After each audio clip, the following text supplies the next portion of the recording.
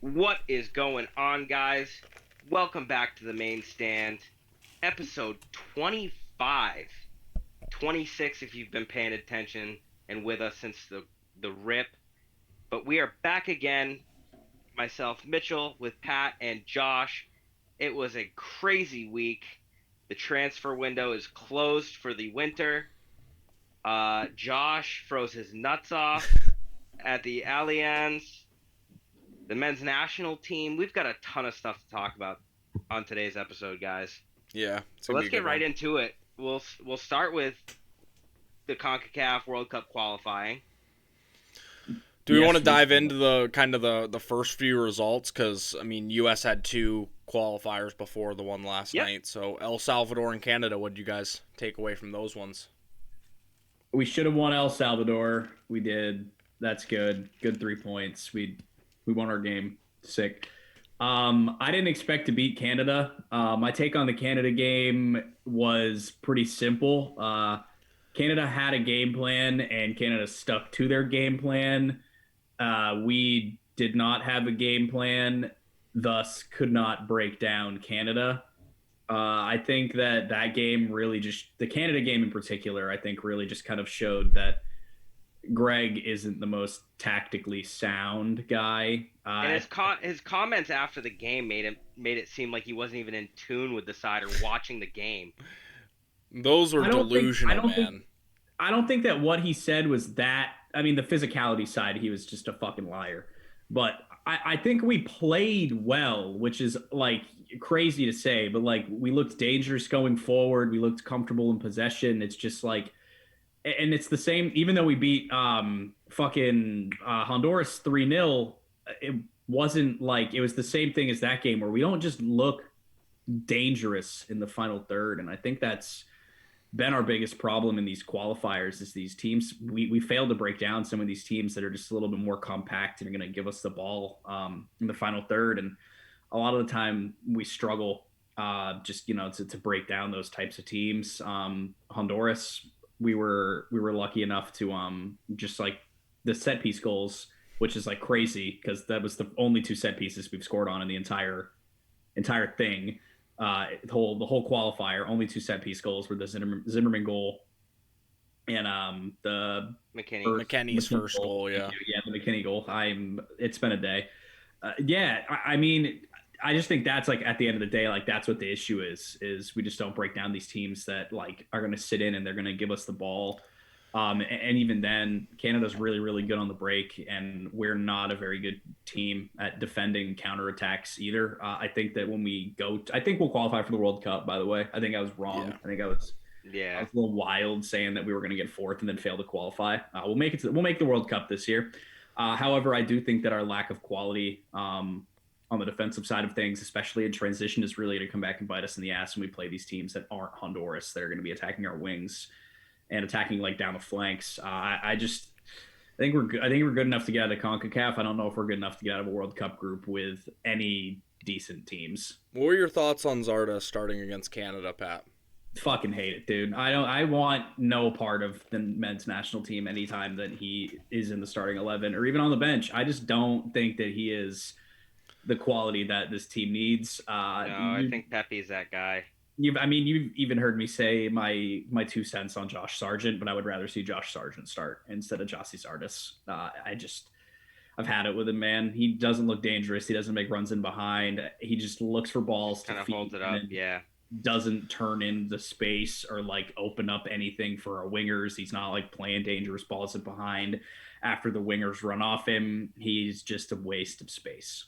He's trying to play like this false 9 on the edge of the 18, and then he just stands there trying to use his physicality to like hold the ball, and then he'll pass it away. Yeah. We're playing a man down with him in the starting. Right. I think it is important to note how lackluster we are defending the counterattack. Our wing backs, especially the last 3 games, like I don't think Dest was his full self. I think we could have seen a lot more out of him. But like Weston McKennie made up for every lack of defending and creativity and lack of offense. He was by far the best player on the pitch all 3 games. Yeah, I think Weston McKennie is currently the best player on the U.S. men's national team. I like Pulisic a lot, but I think Weston McKennie is playing out of his fucking mind right now. I think he's been good for Juve all year, and I think after the little COVID thing, he got his fucking head straight, and he has been balling out. And I think that's the only reaction that we should be allowed to have. Like, we chastised him. We had that conversation. Like, you're one of the top 3 players on our squad at that point when this all went down. And you're making decisions like that. It's just poor judgment. Do better. And he has made up for that. I think he's paid his reparations. He's focused, and he is trying to do everything he can to pilot this U.S. team to the World Cup. He looked great. He looked so good every game. Even against Canada, when I didn't think anybody looked very good. I thought he looked really good. If you guys haven't yet, go listen to his interview with Roger Bennett. It's probably on YouTube. And Roger kind of like quizzes him on the whole like getting the suspension because COVID with the team and everything. And he was like listening to Weston like talk about it kind of started to change my mind. And last night, like, I fully came around on Weston McKennie because when you're watching a game live, you guys know, like, just going to Revs games and stuff, like, you can tell when there's, like, a player that's just, like, levels above everyone else. And, like, watching that game live last night, you could tell, like, how quickly he was getting rid of the ball. He was just turning, coming back and defending, creating. He just looked like a world-class talent last night. And that's not the Weston McKennie I've seen prior, but I think that's the whole point of being critical of players like we do on the podcast and every soccer podcast. It's about being real with players, telling them when they fuck up, especially as fans. Especially the Minnesota fans fucking sitting out there in negative 10-degree weather. You have the right to do that, and then, when you do turn it around, you're going to get the praise from us as well, and I think Weston deserved all the praise he got last night. I do too, 100%. So, I think Josh, he's our best player. Yeah, for sure. Josh, speaking of the temperatures last night, when I woke up to Twitter this morning, the amount of people that gave up on soccer as a whole on Twitter is unbelievable to me. I get that negative 10 with a wind chill is cold. But you had how many people there last night? 35,000? 30,000? 19K. 19K? Yeah, it's 20K? A pretty small stadium. It looked a lot bigger in the pictures, if I'm being honest. Not the first time you've heard that, I bet. The blue check marks were out on Twitter. Listen, I know what Mitch is already going to say. I've been, if you guys have fucking saw my Twitter, I apologize. I've been in the comments like the past week leading up to this, man. Like, people were like just sharing wind chill advisories and like just completely inaccurate information. The wind chill advisories were forecasted at like 3 a.m. last night, not at game time. People were freaking out that putting players in this condition, and it was just the biggest crock of shit when our team goes to Mexico and all of those Central American countries and have to deal with like hot weather and humidity and shit. Dead middle of the summer, 90 degrees, 100% humidity. Dew point is much higher. Yeah. You're closer to the equator. There's elevation differences. Like, when you look at this objectively, there is zero difference between putting players in sweltering heat and frigid cold. Exactly. I'm going to be the one to disagree here. Heat stroke versus hypothermia? I get what you're saying. Let's just start with that. I get it. However, here's my 2 cents.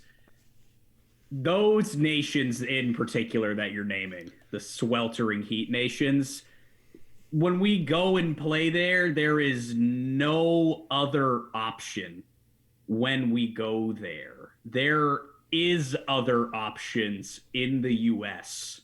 While I understand that, it's just like to use that specifically, we have to go play in 90-degree heat and all this humidity. Like, come on, you guys know that's bullshit. Can I ask you a question? That can happen in the States too. Like, can I ask? Yes, it can. Need to schedule these games in Minnesota in the middle of the winter. Like, we have places like Texas and Southern California and Arizona and Florida that these games could hypothetically be scheduled in that will be like 70 and sunny, but instead we schedule them in the northern US. Why do we do that when we play these teams from South America? I'll tell you. Shrug my shoulders, but to say that like that to use that specific like the hot weather, like, come on, guys, that's a crock. I'm not using that argument. That is what the argument is. And that's all I'm saying. It's a crock of shit. So I have 2 points. First point is, from a business perspective, they're coming back from Canada. Travel costs in a 3-day span. It is a lot cheaper to book a stadium closer to the border of Canada.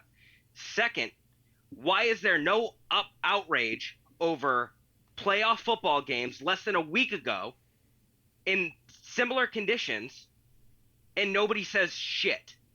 Or the NHL Winter Classic that was negative 10 in Minneapolis like 3 weeks ago. I don't know. It's different sports. I'm not here to talk about that. Like, why is no one up in arms that people get CTE from playing football? It's a different sport. My thing yesterday was, I totally get what Pat's saying.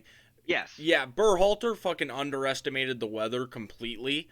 I think the idea was like, okay, let's book it somewhere cold. I think there was like little to no research done about how actually cold it could be in the potential of a extreme winter storm. But the match was booked. Like, you can't do anything about it. And all the blue check marks complaining on Twitter saying, they were literally, I said this in a tweet, they were manifesting a loss, all that negative energy and shit. I said I was going to bring the vibes, and I had to bring the vibes and turn things around for, the U.S. men's national team, and I did. And frankly, the country. Yeah, honestly. But my second point is that it became a thing of, like, taking energy away from, like, the Minnesota fans going to the game. When Minnesota fucking fully deserved that World Cup qualifier, and all that shit of, like, it shouldn't be in Minnesota, it shouldn't be in Minnesota, it should be in Florida. Places that get a World Cup fucking qualifier every other year.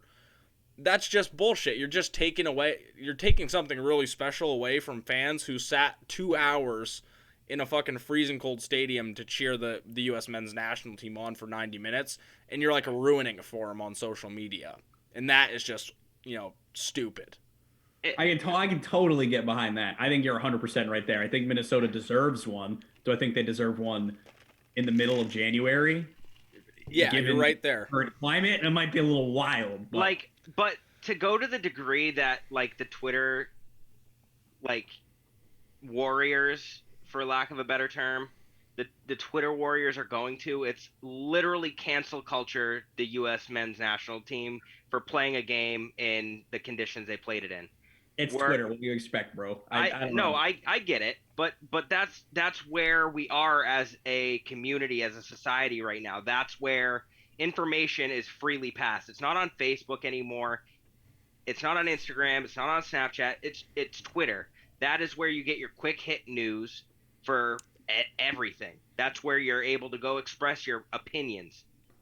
And was information ever really passed on Facebook, on the side note?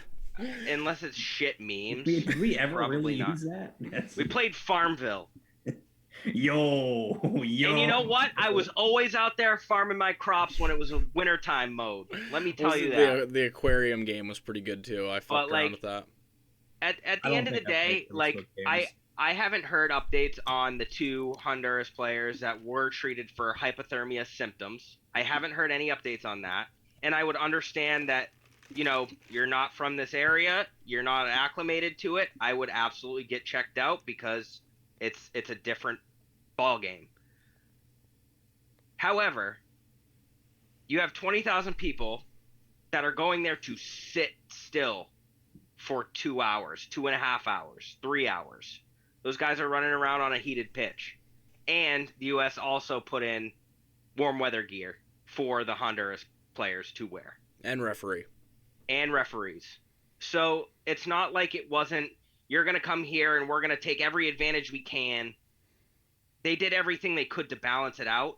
And at the end of the day, those U.S. players are playing on the same field that the Honduras players are playing on. I think saying balance it out might be a little bit of a stretch too. I know what you're trying to say, but But you can only do so much. What do you want them to do? Put I'm not saying guns all they around? need Like, to. you know what I mean? Yes, I'm just saying balance it out. They scheduled a World Cup qualifier in fucking Minnesota in the middle of January. Yeah, Pat's right. Ultimately, it was bad planning. It was cold. I just wish planning. people would stop complaining about it, especially last night. It was like, dude, we won the 3 points. Like, that guy just completely cucked me with the comment of 2 Honduras players are getting treated for hypothermia. I was at the game and didn't even know they got substituted. I think I was, like, getting a beer. And he hit me with that after the game, and I was like, dude, like, we just got 3 points. Like, I hope they get the treatment they need, but, like, just accept some vibes and, like, have some fucking cheer in your life. I mean, yeah, at the end of the day, people are always going to be angry about shit. I think, like, if we had the World Cup qualifier at Gillette Stadium instead of in Minnesota, is the conversation the same? Like, my only question at that point is why the fuck are we having a World Cup qualifier at Gillette Stadium? Because it's a 65,000 seat venue. That was on the main stand's worst stadiums, so it is. It's terrible. There should never be a game. They should never be a World Cup qualifier there. Like, you can move the game indoors. You can move it anywhere you want to. At the end of the day, it was played where it was played. The conditions were the conditions. It's not like they knew a wind chill was coming through when they booked the stadium months in advance. I just wish people weren't so quick to jump ship, chastise the game. I think it hurts the game as a whole with the conversation that is being established about the grounds of playing the game. And that's really all I'm trying to point out with that. It's frustrating to see the amount of hate. Yeah. Because we're trying to be nice about the weather, which not a single fucking person in the world can control. Yeah, I'd agree. Just a couple other, like, quick hits on the night. Player-wise, I thought Dele Alli was fantastic last night. Zimmerman had a phenomenal game. Zimmerman had a good game. I thought Tim Weah played pretty good, honestly. I know it's like his just like the final touch and final finishing, but he's getting in the right spots. I think Tim Weah is good. I think it's a crime that name is escaping me. This is really bad. Midfielder. Kellen Acosta. Yes, it's a crime that he's not in fucking Europe. He had an amazing game. Yeah. Amazing game. Created the first 2 goals. He might have created the third one. I have to go back. Yeah, well, I mean, he whipped the ball in for the corner, and then it hit Zimmerman out of Pulisic. Yeah. So, yeah, he had like the involved in assist. all 3 goals. His delivery on the night, perfect. Impeccable. He had a great game, running shit from the midfield. Yeah, awesome. Pulisic getting dropped and then coming in and scoring a goal right away. Love to see that response from him because he could have, put his head down, and he's been struggling pretty hard recently. So to see him come in and grab that goal, pretty awesome. Mm-hmm. And then the only other player I had in mind, not necessarily a player I had in mind, but kind of a move I didn't mind. Everyone was talking after the Canada game about Serginho Dest being our best player. I didn't see that at all. I saw him making things overcomplicated. I made that tweet that said, does he think he's Cafu? I didn't think he had a good game at all. I thought Buchanan bodied him on a couple occasions, and they got in each other's face. I thought Dest kind of folded under pressure. And I think, was Cannon at right back last night? Yep. Dest was not on the side. Pretty good. Cannon played very well, and he looked strong and decisive playing out of our third. I think the way he controls the right side of our defensive line is a little more solid than Dest. Dest plays a little bit more like Trent in the fact that he gets up, he's trying to be an offensive presence a little bit more than Cannon, but Cannon also has the speed to keep up and do that style of play. But I think he's a little bit smarter when it comes to his challenges. Dest, I don't know if it's just product of Barcelona, product of just poor form. He just, even over the first 2 games against El Salvador and Canada, there were a lot of times where you'd watch him try and rotate the ball, and he'd be the one to give it up. And he just wasn't finding the pass, he wasn't finding the dribble, and he wasn't beating anybody. And then he'd get caught out down the wing. And I don't know. I think Gregg made some very necessary changes. I don't know if it was due to rest, because of the 3 games in 5 days, 6 days. Yep. But I think the changes that he made improved the side exponentially against the game in the game against Honduras. See, I thought Dest was good. Yeah. I don't see. I'm in the Twitter agreement. I thought Dest was good against Canada. I just don't think our forwards were particularly good against Canada. I think if we have dudes up front that can make use of all of the space that Dest creates by beating guys on the dribble, it's a totally different game. We just didn't break Canada down. I don't think that's any fault of Dest. I think if you put Taylor up against Buchanan, it's pretty similar results if he starts that game against Canada too. I don't see where people are saying. I think Dest is by far our best right back, and maybe he he's been in weird kind of spotty form, but I don't think that Taylor is a better right back than Dest, and I think he was good on the night versus Honduras, but I think at the end of the day, it's a team we beat pretty comfortably, and I don't think he had a ton. We had 84% of the ball. He didn't really have a ton to do, so I think it's tough to say that he exponentially improved the side when I think Dest has just as good of a game, if not better, against a side that gives us the ball for more than 4/5 of the game. Yeah, fair enough. How was the atmosphere coming to the TV? Did it sound pretty good? Oh, we could hear you specifically the whole time, dude. Yeah, as soon as we turned on the TV, I was like, oh, I heard Josh. And then we brought up the fact that, you're wearing white pants after Labor Day, but those aren't white. No, you absolutely had white pants on, dude. There's no way. No. What filter did you put on those then? Mugsy lightest blues. Those are white pants. Hold on. Oh my goodness.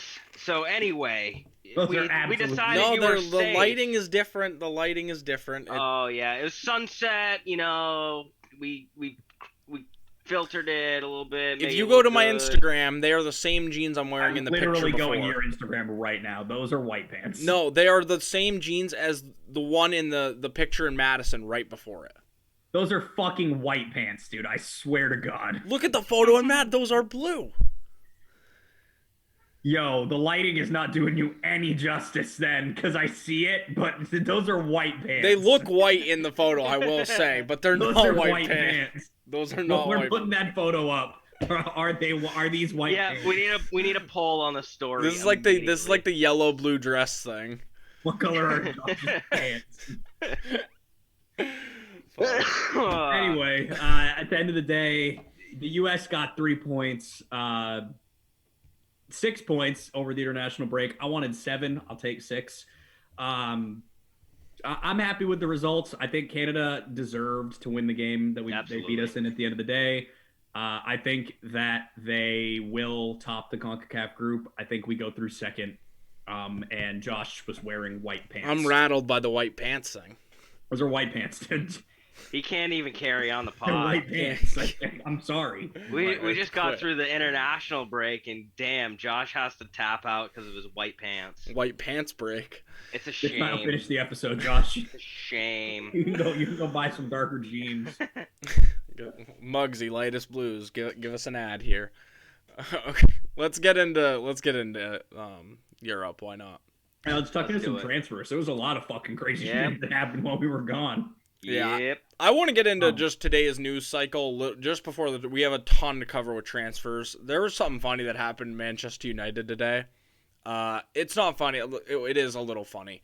So Jesse Lingard's just out. He's just taking days off for himself, like PTO. Fuck yeah. And Ralph has said he needs a few days to clear his mind, and then Jesse came out on Twitter and contradicted Ralph in a tweet and said, no, the club told me to go take time off. And everyone's like, who's lying? And everyone's like, oh, Ralph is spitting facts. And they're like, oh, look at the player power at United. Jesse Lingard's just taking a few days off. it's just comical to see like how far Man United have dropped, and Ronaldo must be sitting there just being like, what did I come back to? Like, what am I in right now? You know, It's use Ronaldo's our sitting there. PTO when we don't want to be on the podcast. Lingard's just using his PTO at United. Yeah, and like Ronaldo's probably sitting there like, this dude from Fiorentina just already stole my job. I can't go back. It's a small story, but I thought it was pretty funny, and it like Lingard had kind of turned on me when he went to West Ham. I was like, oh, like he's kind of like getting back to like top level form, and this is like we're right back to old Jesse, just like being lings, selling cologne. But we'll move on to transfer stories. Biggest one, Aubameyang to Barcelona. And Adama Traore. Yeah. Barca swooping in to steal him from Tottenham. The story behind Auba, just taking a trip out, seeing what move he could conjure up, and disguising it as a family vacation, not even telling Arsenal.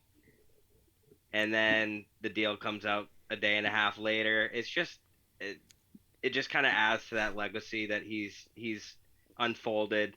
Just like the goodbye to Arsenal fans just felt empty, and I feel like it's almost a relief for the Gunners to have him gone. If I had to put myself in their shoes, just not a good spot in the locker room for him, and was causing more issues than good. So maybe we'll have a resurgence at Barca, but I doubt it. Did you see today that it came out that Arsenal are still paying part of his wages until the summer?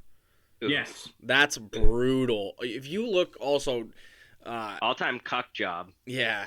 I was listening to Back Again the other day, and Troops gave out a list of all the players Arsenal have sold, or have bought and then sold on freeze. It is mind-boggling. Their net spend must be like the worst in the Premier League. They buy players, and literally more than half of them just go out on freeze at the end of their contracts. It's and then insane. half of those are former captains. Pretty much. It's crazy. And Aubameyang, I don't think he's going to have a career resurgence at Barcelona. I think he's kind of dusted. I just think his head is not in the space of, like, caring. I think he could give fuck all. Yeah, and I like, even with Adama going there, like, they have Dest at right back right now. So is Auba playing on the right side when they kept Dembele? Are they going to play Adama in the midfield? Like, what is the right side at Barcelona? Like, it's just, there's too much there now. I think it just makes no sense. I think Barcelona should sign Brit Bologna so they can recreate Middlesbrough's front three. I was just going to say that. They've got Braithwaite. They've got Traore. They shouldn't have signed Aubameyang. They should sign Bologna and recreate the famous Middlesbrough front three. The so famous Middlesbrough front three. I just think it's really funny that Barcelona have gone from poaching players, like getting players like Luis Suarez to be like, I want to leave Liverpool and go play for Barcelona, from having players like Lionel Messi in their front three to poaching want-away players that are washed up in the Premier League. And still having bad business when bringing them in. And needing to make tweets about how they have successfully registered players, not just signed them, but successfully registered them. It just feels like the club has really fallen from grace for me. I mean, I think Aubameyang is still a good player. I think he was, despite his really nice things he said about Arsenal, I think he was a little want-away. And I don't think he was enjoying the best of his career. So I think we'll maybe see a little bit of a career resurgence from him there. But at the end of the day, man, Barcelona just feel like a dead club, falling into the Europa League. They just don't. They don't feel like a club that, top players really, really want to go to anymore. Yeah, I mean, they lost the Messi factor. We kind of joked about it, but it turned out to be like a real thing that I think is going to screw them over for years to come. I mean, I think we all could see it coming. Like, Barca just feel like a club that's always been. They didn't plan for life post Messi like Madrid planned for life post Ronaldo.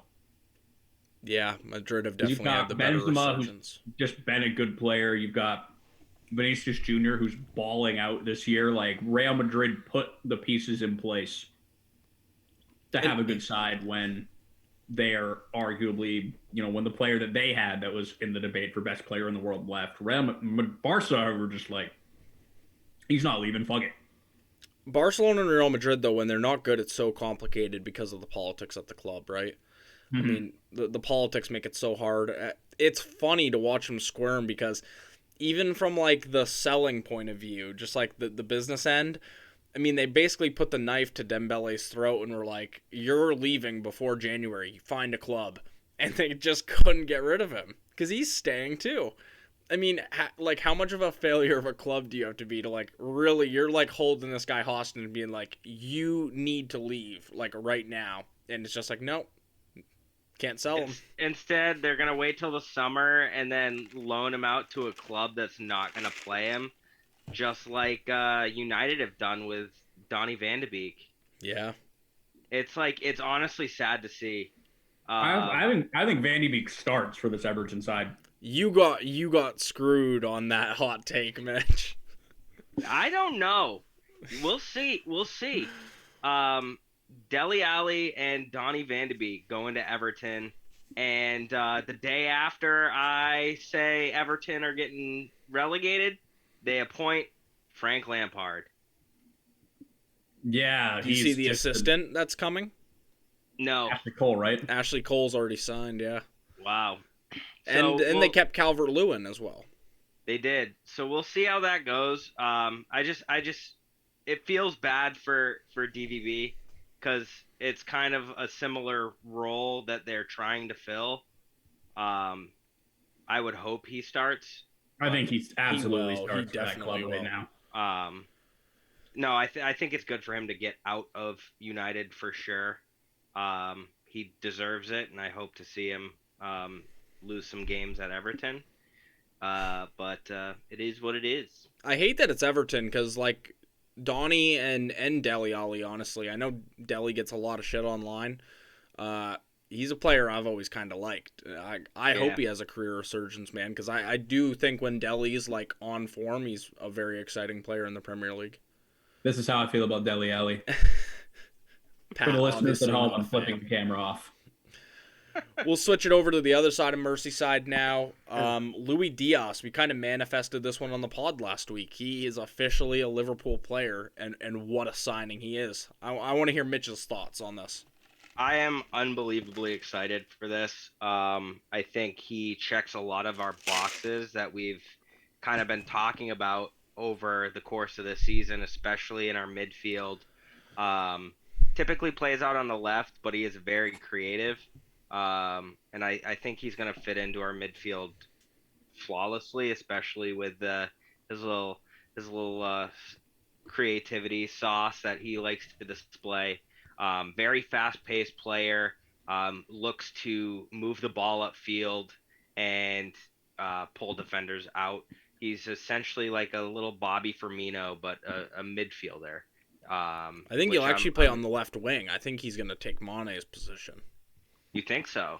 Yeah, I do. I mean, that's where he plays for Colombia and Porto. He does play forward, yeah. So we'll see how he transitions in. Obviously, the Liverpool curse of taking a year to get your feet underneath you and then getting injured, and then you'll debut really 2.5 years after you sign. I hope that doesn't happen. I hope he comes right in and is able to get some minutes and make an impact because he's playing extremely well right now, especially for the Colombian side. So I'm really, really excited to see Luis Diaz. And then in other news, I know you were able to go out on reels and really lay it on thick with Liverpool getting their guy.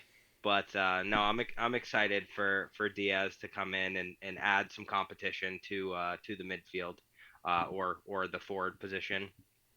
And then I'm not totally gutted about the Carvalho deal not going through. So some news has came through in the last hour, if you haven't seen. The last hour, no, I've been here. So Melissa Reddy, a couple other verified journalists have also saw, I believe, I forget the name, Neil Jones or David Lynch, have tweeted something that a pre-agreement has been agreed upon for the same fee as talked about last week. And after another medical, he will be announced as a Liverpool player for a pre-agreement for the summer. Kind of like Naby. Yep, exactly. And he's another really exciting one. I mean, 18, 19 years old, Portuguese. I think he'll fit right in too. He's kind of like the Harvey Elliott mold. The last guy we got from Fulham worked out pretty good. And I think he just adds that new level of youth and depth. I'm really excited for it. Not necessarily one that we really needed. I think Diaz was more of that guy, as like Mane's kind of slowed down a little bit this year. But Carvalho is definitely one that's going to come in and learn. And I think next year he'll probably play 15, 20 games or so and hopefully make some pretty big impact. Yeah, I definitely see him being a huge asset to us when it comes off cup time, when we're playing in the Soda Cup and the FA Cup, stuff like that. But he's a lifelong Liverpool supporter. Reminds me a lot of a young Coutinho, and the very shifty on the ball, drop a shoulder, tuck inside, and then try and rip a shot from the top of the box. He's shifty and he shows a lot of promise for his age. So, no, shout out Steve, resident Fulham fan. We'll gladly take him off your hands. We had a good transfer window. I think Nat Phillips went out to loan on Bournemouth. Yep. Nico Williams went on loan to Fulham. So Yep. a few players out on loan, no significant sales. I think those are two players that will really, really benefit from a loan deal right now, just getting regular minutes and helping further improve them. I'll be honest, I think Nat deserved a Premier League move. I do too. But he's gonna go and be the guy. The cherries. He's going. Is Wilson still there? Harry Wilson is at Fulham. Wilson's at Fulham. Yep. So what are we doing? Are we just is Fulham the new Liverpool Academy? No, I think. Well, I don't know why I just like completely blanked. Our new academy is not in England. It's not Leipzig. I don't know why I'm blanking on that completely. Unfortunate. I have no idea. In other news, you guys had a great window. You made a lot of good signings. You didn't have any major exits. No. You know who had some fucking major exits? Austin Farwell. Tottenham. He might need some extra fan therapy, honestly. I mean, they signed Bentancur and Kalevsky, so fair. But losing Lo Celso and Ndombele back to the club you bought him from, Gil and Dele Alli in one window. It's tough. An off window, too. I mean, the guys didn't want to be there. I feel like at the end of the day, Ndombele had felt want away, but and having a shift at the managerial helm, I think that plays a lot into it too. Like, he's gonna want something completely different than what's been established there. Yeah, I think Bentancur fits the Conte mold a little bit more than guys like Ndombele or Lo Celso. But obviously, gutting for the Spurs fans who have supported these guys for years. I don't know if it's actually gutting. I mean, Lo Celso was all right. Ndombele felt like he never really lived up to his potential. Dele Alli, I think, is... Alli probably feels a little painful to see leave just because, he's been with the club literally his entire life. It feels like he's fucking 40 and he's like 25. 7 senior years. Yeah, it feels like he's ancient and he's been there just since he was like 18. So, I mean, but at the same time, I think they're bringing in two guys, like I mentioned, who kind of fit the Conte mold a little bit better, who are going to, put in those shifts that Antonio Conte is expecting out of his central midfielders. So I don't think it's terrible. And Mbappe has made a decision, fellas. Apparently, he has pledged his future to Real Madrid. Yeah, we knew it was coming. Go get him. I don't think we're surprised. The thing that sucks for me is like we don't have Real Madrid versus Barcelona anymore. It's not like that same heavy hitting feel, and I feel like it would hold more water if he was going there and there was still that do or die competition between the clubs, but it just doesn't feel like it anymore. And Real Madrid are without him are already proving themselves worthy of winning titles for years to come. So I don't know. It's a move of a top 5 player in the league, 6 player in the league, going to a club of his choice, going to do what he wants to do, and he's going to chase the bag and go to a club that can afford him. If they want to drop all their money on him, so be it. But I feel like the weight of the competition is taken out of it a little bit more, especially over the last couple of years. And that's really all my opinion on it. I just think La Liga has kind of dwindled in its like power, and the Premier League has definitely gotten a big boost having Cristiano Ronaldo come back, and rumors of Haaland coming to City in the summer. I just feel like the Premier League would be a place for somebody like Mbappe to come in and really solidify himself as one of the best forwards to do it. If he's this popular, if he's this good, come to the best place and do it. And that's really kind of how I feel about it. Yeah, he should have came to Liverpool. It was a soft move going to Real Madrid, and now we'll never know if he could do it on a cold Tuesday night in Stoke. So. Now you know he's gonna walk alone. Yeah. For the viewers that can't see me, they're listening in at home. I'm flipping the camera off again. Josh, when you're editing this, we need a bird counter. We need a middle finger counter. That's how I could probably do that. Yeah, I think it's a good move for Mbappe. I don't think it matters if he comes to the Premier League, if he goes to Madrid, wins a bunch of titles in a Champions League or two. Yeah, I think it's the same conversation we had with about Dusan Vlahovic last week. It's he's going laterally to Juventus, just going to the powerhouse of the league he was already in. I think he's just moving from one powerhouse to the other, and I don't think it's going to take the weight out of his achievements. I just feel like the competition, the overall, like Messi and Ronaldo were doing it at the same time against each other, and there isn't really that club. There's no real prolific player that can match up to that and give us that like edge of your seat match week in and week out. You put some respect on Martin Braithwaite's name, all right? Maybe I will. Maybe it's going to be Adama Traore. Maybe he'll be able to fucking find the back of a net. Listen, I'm just fucking angry about Adama Traore getting a move anywhere because Barcelona fans are out there on fucking Twitter calling Aguero overrated and tweeting the fucking Traore goals that he has against City, and I want to fucking scream. Dude, if 433 or any soccer account posts one more thing about Traore, I'm going to scream. God, they're acting like he is Mbappe. Fucking goals, and they're all against City. Yeah, it's brutal, man. Say goodbye to the Rakuten sponsorship. It's going to be Johnson's Baby Oil from now on.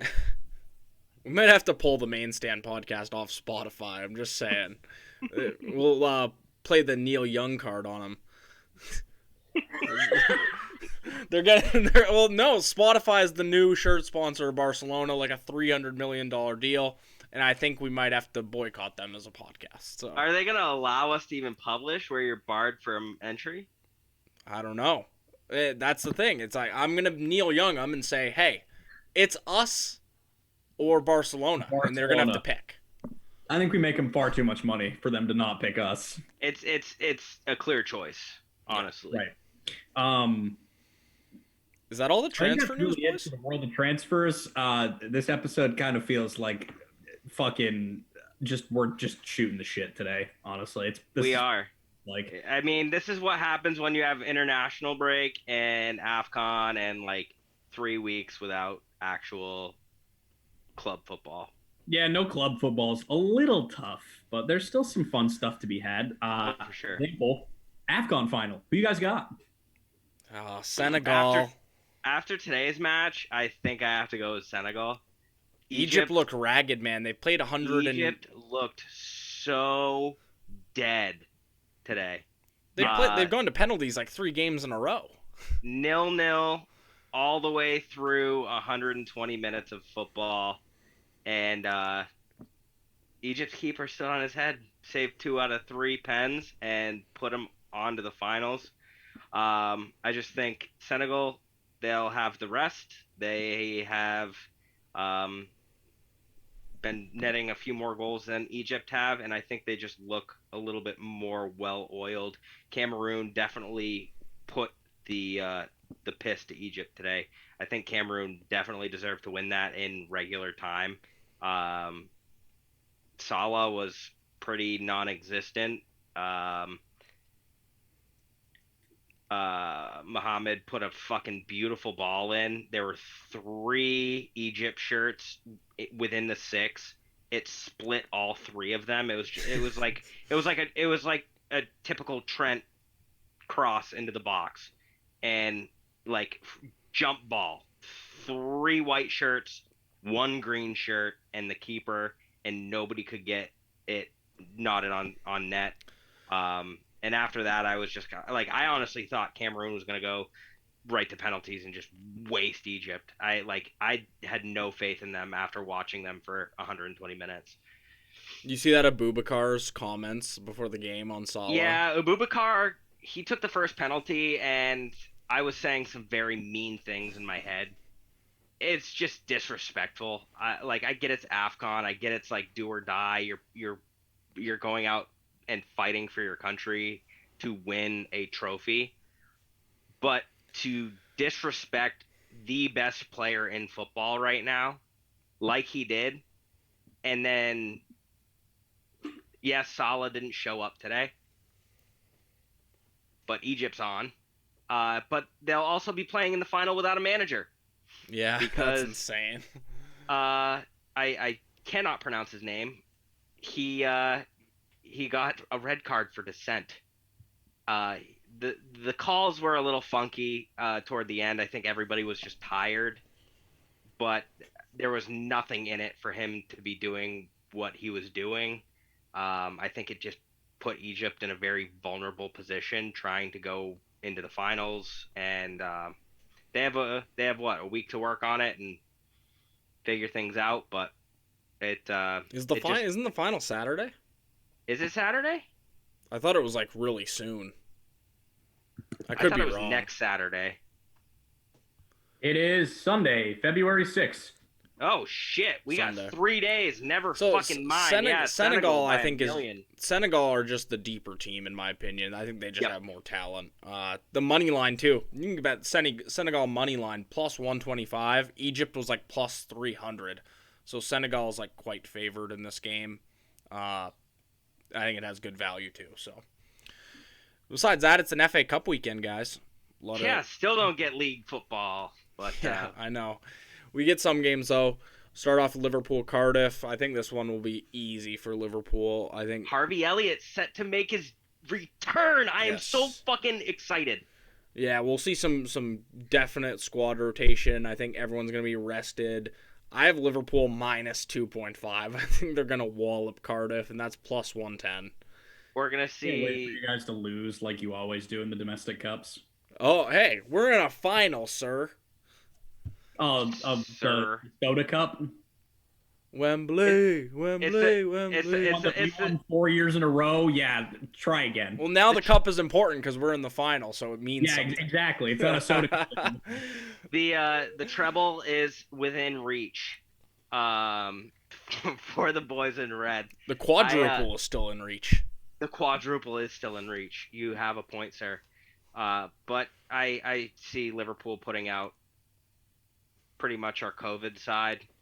We're gonna see Simicas, we're gonna see Kelleher, we're gonna see Kanate. I would imagine Maybe we'll see Joey G. I would actually really enjoy to see Joe Gomez get a run of games. I think he's just kind of sitting here right now. Put Joe out on the right because we don't have a right back anymore besides Trent. True. Nico is gone. I was about to try to take the piss about Cardiff being in really good form and could give Liverpool a run for their money, but they're in 20th place. Yeah, no, they're gonna get shit stomped by our 12-year-olds. They're gonna get the shit kicked out of them. I mean, it's barely over 100 odds. Like, it's only plus 110 for Liverpool to win by 3. Oh, wait, no, hang on. Manchester City loanee Tommy Doyle is about to rip you guys. Okay. I'm so sick of you. Tommy Doyle sounds like a character in Home Alone. Hey, Tommy he's Doyle. Good. I think Tommy Doyle's a good player. I don't think he's got a place in the Man City first team in the long run, but I think he's a good player. Staying in Merseyside, Everton, Brentford.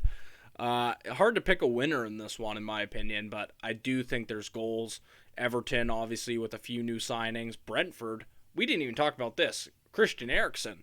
Yeah. I think this one's going to have goals in it. I have over 2.5, plus 100. Very good odds. I dig it. I'm taking Brentford in this matchup, honestly, though. Yeah? I think with all the new additions, there's definitely going to be some kinks to iron out. It's not like Frank Lampard found all of his success at Chelsea as a manager. Let me just put that there. Yeah, Frank Lampard didn't win shit at Chelsea. Yeah, no, he was dog shit. Don't rate him whatsoever. No, I think where he left off and what he's coming into is a huge ask. And yes, he went out and got a couple of new faces, but I do think there are going to be some growing pains still, and I expect to see Brentford capitalize on that. Yeah. Are you excited for when Liverpool gets Everton in the derby? The Frank Lampard chants. Fucking pumped. We'll beat you at home. We'll beat you away. I love that chant. And it's against Frank Lampard's gonna fucking cuss out Jurgen Klopp again. That's his biggest accomplishment on his CV. So probably. Anyway. That video made me really happy. It was really funny. Nottingham, Leicester. This is an interesting one, I guess. I don't know how the Leicester money line is only plus 105. Plus odds. They're playing really well this year, aren't they? They're top of the championship, no? They knocked out Arsenal. They're top of the championship? Are they? Am I tripping? I think I might be tripping. I think you are. They're in eighth. My bad. I'm sorry. I was thinking top of the league. I was thinking the other team with red. Sorry. No, you're good. You're good. No, but they have been putting up inspiring performances. Do I think they're going to go out and get a result again against a rested Leicester? I don't believe they will, but they are the team that has effectively knocked Arsenal on their ass for the rest of the year. So yeah, that's true. Nottingham beat him and then they fucking fell apart. That's true. Leicester are the defending FA Cup champions, so I'll ride with them. Tottenham and Brighton's the next one. Tottenham, I think, just lost so much. I feel like they don't have anything like to really look forward to in the second half of the season. So I have Brighton plus a half. So basically a draw or a win for Brighton, and that's minus 110. That's actually a favored result, which is kind of crazy. I don't know. I want to agree with you, Josh, but at the same time, the FA Cup feels like all Tottenham have to fucking play for. That's true, and I'm pretty sure Tottenham and Brighton played not that long ago, and I took Brighton, and I think Tottenham won like easily. I guess we'll see. The losses will probably play a part. Who knows? I don't know. Conte feels like a good cup manager, so. That's true. This one I feel like can go really either way. Brighton, I mean, this is literally the only trophy both of these teams really have to play for this year, so. Yeah. And that's basically all the significant cup matches this weekend. One game in Spain to look forward to, Barcelona versus Atletico. They're on very similar form. Obviously, both teams are rested. I have the Atleti draw no bet, plus 120, which I think is great odds. Even if this one ends up as a draw, you get your money back, and I think Atletico probably have the better chance of winning. But yeah, I think Atletico probably be the walk away with 3 points from this one. I just think Barca suck. Barca, I don't think they're going to get their new players involved quite yet either. So yeah, Adama Traore will really make a big difference against that deep block. Very good. He loves space on the ball, doesn't he? And then the two German games, Dortmund, Leverkusen. That's probably a pretty good game. I have both teams to score and no draw. So one team has to win and both teams have to score, and that's minus 115. Dortmund, Leverkusen just screams goals. So it's kind of I'll ride with that. Yep, I'm with it. Florian Wirtz, definitely one to watch out for. And Bayern, Leipzig. That's the big one.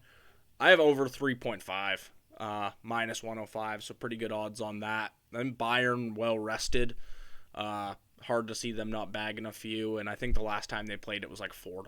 So yeah, and I think that Leipzig aren't doing the best this year. They're in 6th place. They're like all right, but I just think that Bayern are gonna murder them. Yeah, it's pretty straightforward, honestly. Sad the Bundesliga shakes out that way most weeks, but it is what it is. There's 6 points at the top. If you guys win your games in hand, the Bundesliga and the Premier League look exactly the same. No, that's true, but I don't know, when you're betting on the Bundesliga every single week, it's Bayern minus 300 to win. Like, it's just like, it's not even fun to look at the odds. Premier League, at least it's a little bit closer every week. Yeah, it's fair. That's very, very fair. But that wraps. Go ahead, Mitch. I have a forecast for you. Oh no. Yeah, cloudy with a chance of 8th place. You fuck. So this week, after losing our Wonder Boy, the clouds have settled over the Violas. However, this weekend, Fiorentina will be matching up against Lazio. They are tied for 7th right now. Fiorentina has a game in hand, by the way. And they are unbeaten at home in their last 7, winning 6 of them. Now, what was Vlahovic score in those 6? He only had a brace in one of them. That's it? That is it. All right. He was out no with way COVID. in hell they're beating Lazio. Lazio's going to outrun their midfield like insane. So I do think Lazio are going to come out swinging, and Lazio have won 6 of their last 8 league matchups with Fiorentina. However, with the game in hand, and I think a lot of eyes on Fiorentina with Vlahovic out, there's going to be some competition within the squad to be the next man up. They are going to want to go out and prove that they don't need one player to be successful. I have Fiorentina drawing Lazio in this match 2-2. Nope, they're losing. I think they're going to lose mouth. too. I don't want to drag on about irrelevant things, but dude, it's not irrelevant. We're tied for 7th. No, I'm not saying what you said. I'm saying I'll make this point short. Just on the topic of Lazio, isn't it insane to see the career Lucas Leiva has had, that he's just like starting still week in, week out for like a top Italian team? What's he, 53? He's probably older than Tom Brady, at least. It's incredible. But I think Lazio will beat Fiorentina. Their midfield's pretty good. Yes, they do have a very solid midfield and Immobile. So they do have a striker. So God, he is old. He's 35. Who? Lavia. Yeah, he's only 35. I thought he would have been older too. I thought he was like 38. Yo, you guys want to watch his skills, passes, and tackles with me after this? After we get off this episode, we might have to tuck into that. Like, there might be some spicy shit in there. It's 8 minutes and 26 seconds, and he's had a 20-year career. Point proven. But that wraps it up for the Fiorentina forecast. It's cloudy, but we're still hoping for a sunny day here shortly. Cloudy with a chance of 8th place. Nah. I think that Top wraps 6. up the podcast for this week. Do you guys have anything else? Nah. I don't think so. Up the Reds. It wasn't that cold. The men's national team are going to the World Cup, and Man City are signing Holland this summer. And one more crazy thing. Fiorentina are going to just win the Serie A because you guys are being dicks. Oh, Ivan Toney. Fuck Brentford. Yo! Oh, yeah. What? Oh, my God. We had a week. We had a week, and they're like, obviously, there's just a tough week. Things that happen on Soccer. boats in Dubai. What can I say? God, I love it here. If you haven't yet, subscribe to the podcast, like and share it with your friends. That's all I have, guys. When can we expect the vlog? The vlog is coming this weekend. It'll be out this weekend. Hell Sounds yeah, fucking right. Good. Love to hear it. Like the thing, share the thing. We will see you next week. Deuces. Thanks for tuning in to the main stand. Bye.